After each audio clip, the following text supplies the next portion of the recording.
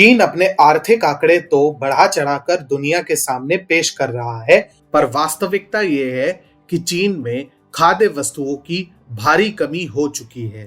सिर्फ कमी ही नहीं, बल्कि चीन के पास चावल खरीदने के लिए भी डॉलर नहीं बचे हैं। तभी उसके व्यापारी म्यांमार जैसे छोटे देश से चावल खरीदकर उन्हें चुकाने के बजाय भाग जा रहे हैं। यही नहीं, 3 दशक बाद चीन भारत से चावल खरीदने के लिए विवश हुआ है। रिपोर्ट के अनुसार एक चीनी व्यापारी 2.6 अरब से अधिक क्याट्स यानी लगभग $2 मिलियन के चावल खरीदने के बाद बिना मूल्य चुकाए गायब हो गया। अब म्यांमार के चावल व्यापारियों ने म्यांमार सरकार के वाणिज्य मंत्रालय और चीनी अधिकारियों से मदद की गुहार लगाई है। रिपोर्ट के अनुसार लुओ जियानफेंग नामक का एक व्यापारी जो जोंगशैंग एफिलिएट्स के लिए काम करता है, उसने म्यांमार के व्यापारियों से 2.6 बिलियन से अधिक क्याट्स चावल प्राप्त किए और बिना पेमेंट किए गायब हो गया। शान राज्य में म्यूजियम राइस होलसेल सेंटर के उपाध्यक्ष यू मिनथीन ने द इरावडी को बताया कि लुओ म्यांमार के व्यापारियों से 6 महीने से अधिक समय से चावल खरीद रहा था। उन्होंने कहा कि कई स्थानीय व्यापारियों ने उनकी कंपनी का समर्थन किया क्योंकि ये अन्य चीनी कंपनियों की तुलना में अधिक कीमत पर चावल खरीदता था। यू मिन ने बताया कि लुओ ने कंपनी के प्रतिनिधि के तौर पर म्यांमार के व्यापारियों के साथ सभी समझौतों पर हस्ताक्षर किए। व्यापारियों ने लुओ पर भरोसा किया क्योंकि उनके पास कंपनी के साथ अच्छे रिकॉर्ड थे।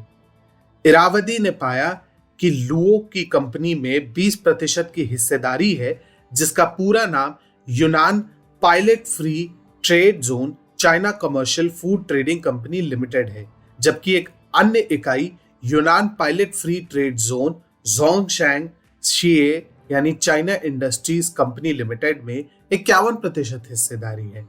इरावडी अखबार ने बताया कि ये company China south west enterprise company management company Chongqing के नियंत्रण में है, जिसके 70% शेयर है और ये पूरी तरह से चीन के commercial network construction and development centre के स्वामित्व में है।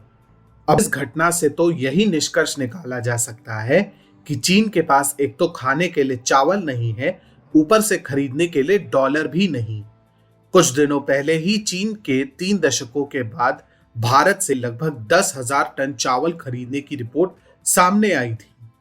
चीन चावल का सबसे बड़ा निर्यातक देश है, लेकिन वह भारत के साथ निर्यात नहीं करता था।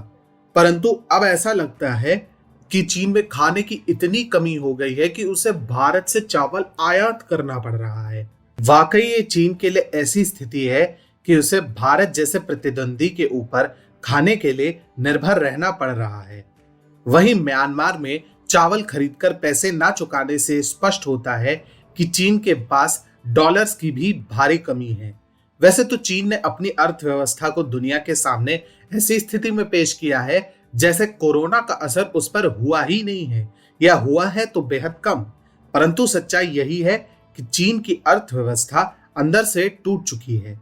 जिस तरह से अन्य देशों ने चीन का बहिष्कार किया है और टेक कंपनियों को नुकसान सहना पड़ा है, उससे चीन की अर्थव्यवस्था को गहरा आघात लगा है। वहीं बीआरआई भी फेल हो रही है तथा इसमें शामिल देश चीन से कर्ज माफी का आग्रह कर रहे हैं, यानी चीन को इधर से भी घाटा हो ही रहा है। इससे चीनी अर्थव्यवस्था का चरमरा जाना अतिशयोक्ति नहीं है। ऐसे में चीन का म्यांमार जैसे छोटे देश से चावल चुराकर भागना चीन की मानसिकता और उसके संकट दोनों का प्रदर्शन करता है।